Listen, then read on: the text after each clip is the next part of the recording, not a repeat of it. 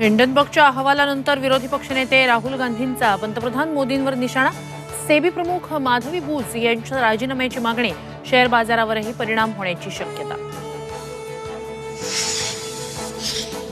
भाजपच्या कोर कमिटीच्या बैठकीत विधानसभा निवडणुकीच्या पार्श्वभूमीवर आढावा.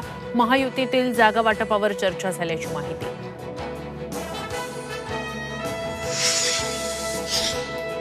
विधानसभा निवडणुकीच्या तयारीसाठी काँग्रेस नेते आज जालना आणि संभाजीनगरात पटोले वडेट्टीवारांसह राज्यातील प्रमुख नेत्यांच्या उपस्थितीत घेणार आढावा.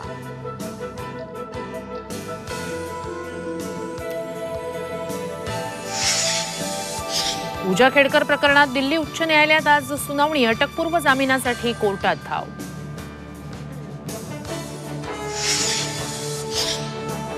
श्रावणातील आज दुसरा सोमवार. ज्योतिर्लिंगांच्या दर्शनासाठी भाविकांची पहाटेपासूनच गर्दी.